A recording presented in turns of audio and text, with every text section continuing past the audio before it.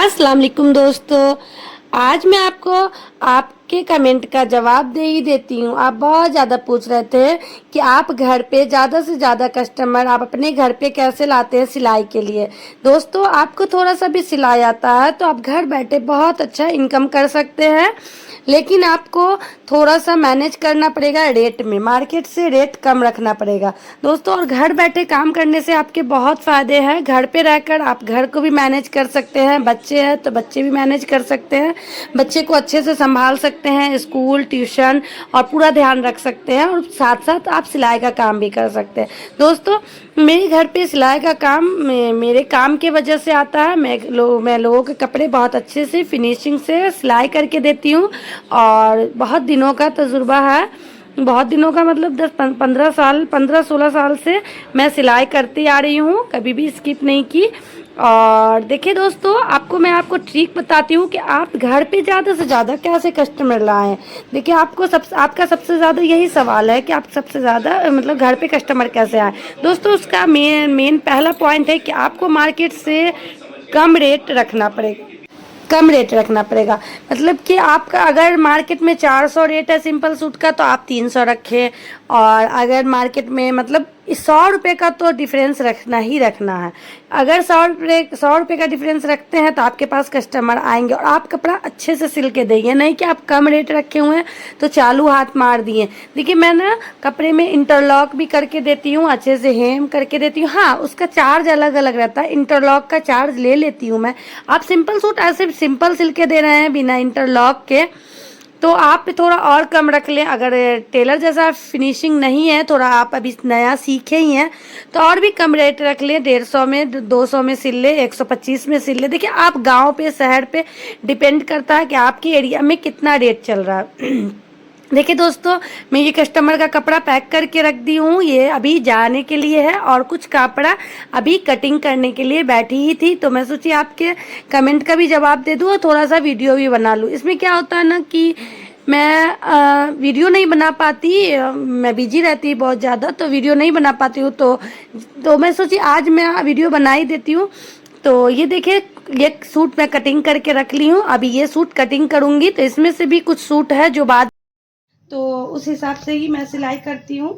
तो मैं सोची थोड़ा वीडियो बना लेती हूँ। आप लोग का बहुत कमेंट आता रहता है कि आप अपना ट्रिक बताएं, आपके पास कस्टमर ज़्यादा से ज़्यादा कैसे आते हैं, और आप इतना सारा कपड़ा रोज़ न्यू कपड़ा सिलती हैं, तो आपके पास कस्टमर ज़्यादा है, तो आप कैसे कस्टमर को हैंडल करती हैं। तो मैं घर बैठे ही सिलाई करती हूँ, मेरा किराया नहीं लगता दुकान का, मेरा अपना घर में ही मैं करती हूँ। बच्चों को संभालने के साथ साथ, घर संभालने के साथ साथ सिलाई भी कर लेती हूँ। तो इस तरीक़े से देखिए, ये कस्टमर का कपड़ा सब आया हुआ है सिलने के लिए। अभी ये सब कटिंग करूँगी। मेरा क्या है ना कि मैं एक साथ पहले कटिंग कर लेती हूँ, कटिंग का काम कंप्लीट करने के बाद स्टिचिंग में हाथ लगाती हूँ। तो इससे क्या होता है ना कि जब स्टिचिंग करते रहते हैं तो जल्दी कपड़ा सिला जाता है। एक कपड़ा कटिंग करो, एक कपड़ा स्टिचिंग करो, तो उसमें मेरा मतलब मन नहीं करता रहता करने का, और ये मेरे लिए गलत भी है। मैं एक साथ इतना देर तक खड़ी रह जाती हूँ, पूरा पूरा दिन सुबह से शाम तक, तो मेरे पाँव में भी दर्द हो जाता है। तो ये मैं इधर आके मेरे पाँव में बहुत दर्द रहने लगा था, तो मैं क्या करती हूँ ना, एक सूट कट करती हूँ, एक सूट सिलती हूँ, एक सूट कटिंग करती हूँ, एक सूट सिलती हूँ, जिसकी वजह से मेरा काम भी बहुत स्लो हो गया है, और थोड़ा दिक्कत भी हो रहा है। बीपी लो हो जाता है बार बार।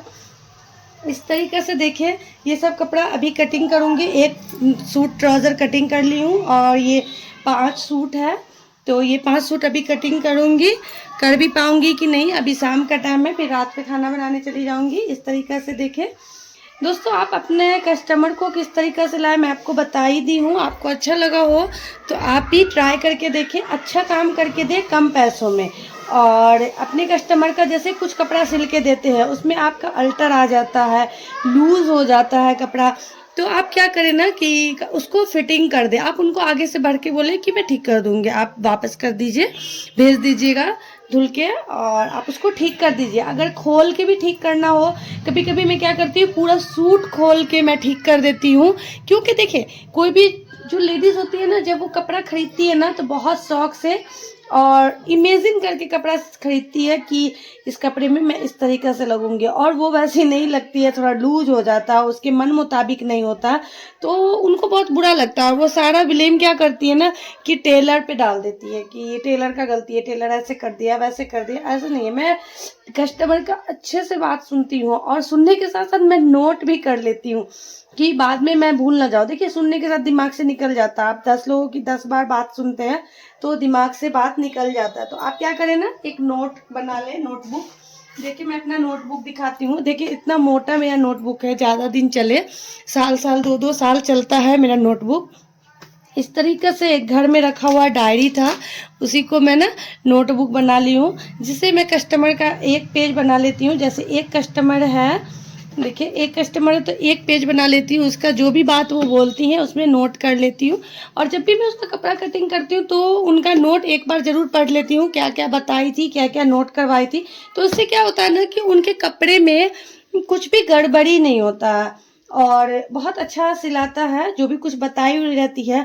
और बाद में ऑब्जेक्शन करती है कि आप ऐसा कर दिए, तो मैं उनको नोटबुक दिखा देती हूँ और बोलती हूँ कि देखिए, आप ये सब बताई थी, आप ऐसे बताई थी, ऐसे बोली थी कि ये बाजू 1 इंच लंबा करने के लिए, आप बोली थी कि पैंट में 1 इंच लूज करने के लिए या टाइट करने के लिए, जो बोलेंगी। तो आप इस तरीके से मतलब आप उनको प्रूफ दे सकती हैं कि आप उनको ये बात बताई थी। तो इस तरीके से देखिए, ऐसे आप ट्रिक सब तो छोटा छोटा ज़रूर रखें। नोटबुक तो ज़रूर रखें।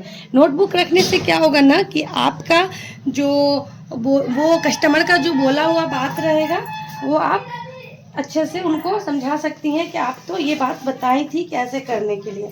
तो चलिए, ये एक सूट निकाल ली हूँ, एक सूट निकाल ली हूँ। अब इसको फिर से कटिंग करती हूँ। पहले यहाँ पे थोड़ा सफाई कर लेती हूँ। देखिए, सिलाई मशीन पे सारा कपड़ा लोड हो गया है। देखिए, टेबल खाली करती हूँ तो सिलाई मशीन पे लोड हो जाता है। और अभी यहाँ सिलाई मशीन पे बैठने के लिए देखिए, पहले मैं वो सूट कटिंग कर लेती हूँ गुलाबी वाला, फिर यहाँ सिलाई मशीन पे ये सब सारा सामान, ये जो कस्टमर का जाने वाला थैला है ये वहाँ रख दूंगी, ये एक कस्टमर का कपड़ा आया इसको भी वहाँ रख दूंगी, और जो भी कटिंग की हूँ कपड़ा को, वो सारा कपड़ा मैं यहाँ पर रख देती हूँ कि यहाँ पर से ले लेके सिल लूँ। और ये धागा का डब्बा, बुकरम का, ये सारा सामान यहीं पे पास में ही रखती हूँ, जो भी ज़रूरी का सामान है। और कुछ सामान, लेस वगैरह, यहाँ ये जो ड्रॉ है कलरफुल वाला, आप देखे होंगे मीशो, फ्लिपकार्ट पे, सब पे ये अवेलेबल है। मैं यहाँ इसको रखी हुई हूँ।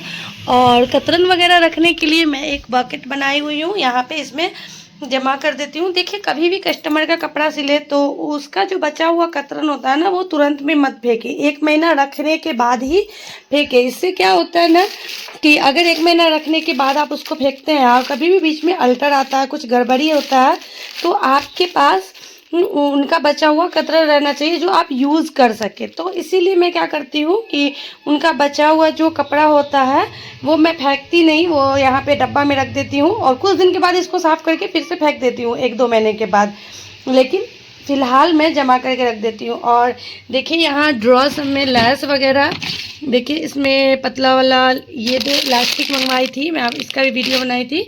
मैं अपनी बेटी का फ्रॉक बनाऊँगी इस तरीके से, इलास्टिक वगैरह। देखिए, इलास्टिक का पैकेट है ये पूरा बंडल मंगवा लेती हूँ। और मैं अपनी बेटी का पैंट वगैरह बनाने के लिए इस तरीके से छोटा वाला पतला वाला इलास्टिक मंगवाती हूँ, और इसमें लेस वगैरह रखा हुआ है। और देखिए, ये मेरा बेटा खिलौना रख दिया है इसमें, ये लेस वगैरह, ये पाइपिंग डोरी। और इसमें देखिए, ये उषा जियोनॉमी का जो मशीन है उसका एस्केलेटर मैं इसमें रखती हूँ। ज़रूरत होती है इंटरलॉक वगैरह की, तो इस मशीन पे मैं कर लेती हूँ। यहाँ देखिए, इस मशीन को, ये मशीन में इंटरलॉक पिको वगैरह करने के लिए ये मशीन यूज़ करती हूँ। और यहाँ देखिए दोस्तों, वीडियो अच्छी लगी हो, ट्रिक अच्छा लगा हो तो प्लीज़ चैनल को सब्सक्राइब कर लीजिएगा। और कोई सवाल हो तो आप कमेंट में पूछ सकते हैं। और आप सिलाई सीखना चाहते हैं तो मैं कोशिश तो करती हूँ वीडियो बनाने का, लेकिन बीच बीच में गड़बड़ हो जाता है, मतलब मेरा शेड्यूल चेंज हो जाता है तो दिक्कत हो जाती है।